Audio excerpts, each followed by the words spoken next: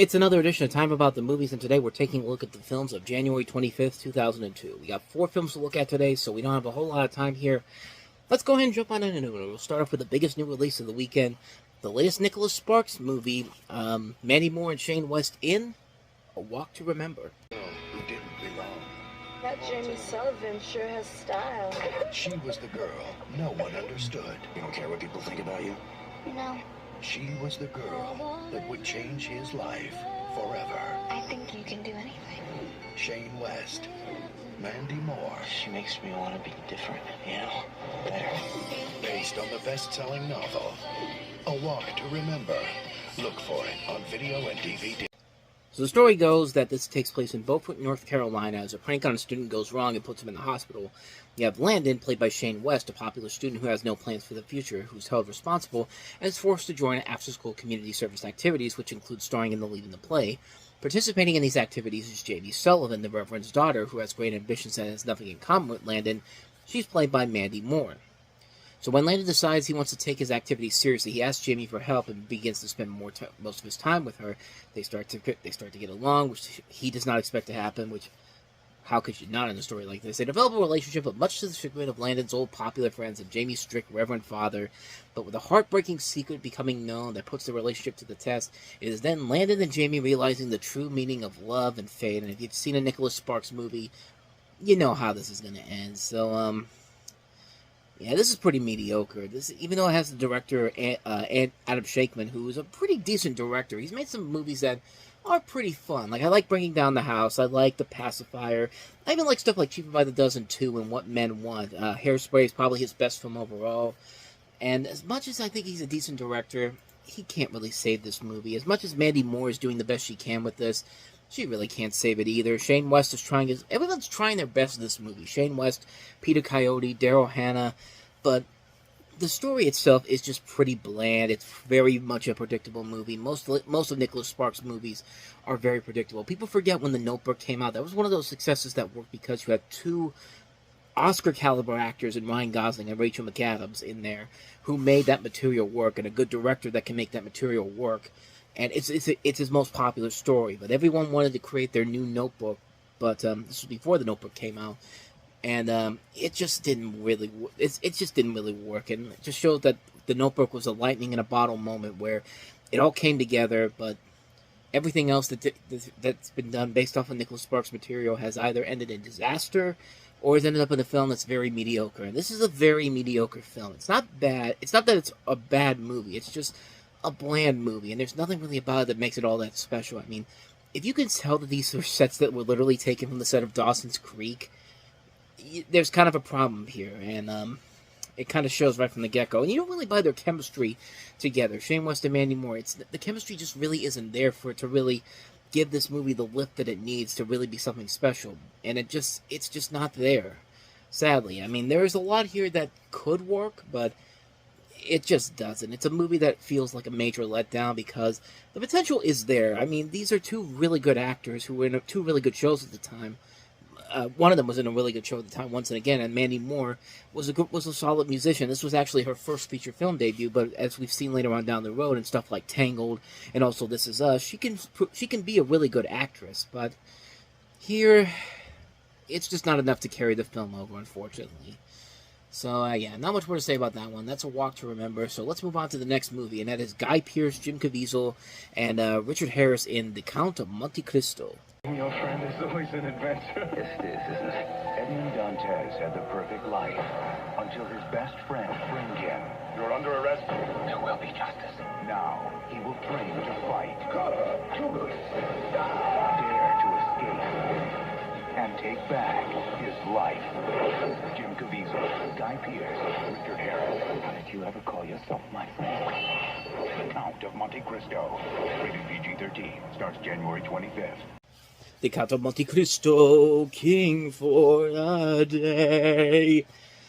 I'm sorry, every time I think of The Count of Monte Cristo, I think of that song that Daffy Duck sings in Looney Tunes. But this is The Count of Monte Cristo, the classic Alexander Dumas storyline, and It basically follows the same plot as the novel, about the story of imprisonment, revenge preserved, but with many elements, including the relationship between the main two characters and the ending modified. And if you want to know the real story behind that, instead of what Wikipedia is telling you, let's go to IMDb, and they'll have a more detailed description of what this movie is about. So, Edmond Dantes is a sailor and falsely accused of treason by his best friend Fernand, who wants Dantes' girlfriend Mercedes for himself. Dantes is imprisoned on the island prison of Chateau d'If for 13 years, where he plots revenge against those who betrayed him. With the help of another prisoner, he escapes from the island and proceeds to transform himself into the wealthy Count of Monte Cristo as part of his plan to exact revenge. And, this was what I think a movie like The Musketeer was trying to do. Take a classic story and create a new modernized version of it for a new generation, but that one didn't work out well at all. But this one surprisingly works really well. I was actually really surprised at how much I enjoyed this movie. This is directed by Kevin Reynolds, who you may be very familiar with his work with Kevin Costner, who did Robin Hood, Prince of Thieves, and Rapa Nui and Waterworld. But as outside of that, like he's done some stuff that's been good as a director. He did the Hatfields and McCoys for A&E, which was actually really good. I think he gets more flack for some of the movies he's made, because he's made some movies that were not big hits for obvious reasons, like Tristan and Isolde was not that great of a movie, or Risen was not that great of a film. 187, Rapa Nui, Waterworld was a big bomb when that came out, of course, but he could be a really good director, and I like what he does with this. He does with this kind of like what he does with Robin Hood, Prince of Thieves. Gives it sticks with the classic story, but gives it its own modern look to it that makes it stand out more than I think a lot of people would give it credit for. And the performances are really good. Jim Caviezel, Guy Pearce, Richard Harris, all very good in the film. Luis Guzman has a really good role in this too, that's kind of outside of his normal characters that we're used to seeing him as. It's a really good movie, man. I actually say definitely check it out. You would think that it's dumped in the middle of January because the studio didn't believe in it, but surprisingly works. It's actually a very solid film that I would say definitely check it out if you haven't seen it, because it is definitely worth the watch. And seeing something new and different with the storyline that's been done before, but with this new twist, I think it actually is something that actually does work out very well. It's something I highly recommend checking out, The Count of Monte Cristo. So with that said, on to the next movie, and that is Richard Gere in The Mothman Prophecies. Hello. It's real, John. If whatever John Klein is experiencing 99 die. is all in his mind,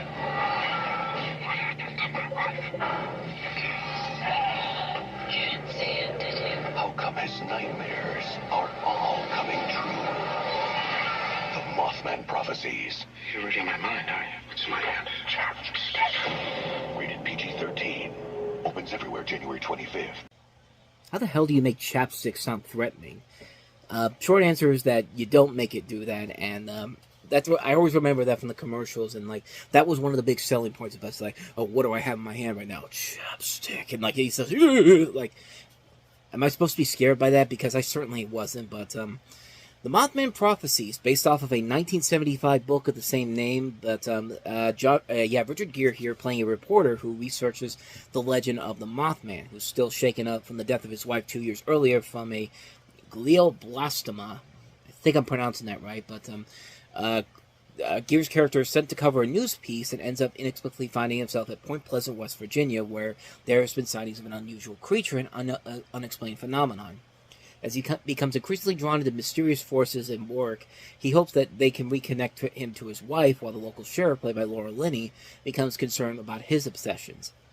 Now, around here, the Mothman's kind of well known around my neck of the woods. I live in western Pennsylvania, and West Virginia is literally right below us. And if you don't know the story of the Mothman, it was a humanoid creature reportedly seen in the Point Pleasant area between November of '66 and December of '67.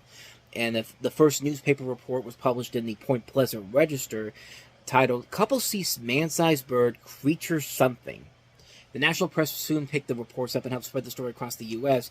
The source of the legend is believed to have originated from sightings out of migration sandhill cranes or herons. And every once in a while around here, you'll see people with Mothman stuff here. So it's kind of a little bit of a folk legend around here. I don't know too much about it to really say anything about it myself.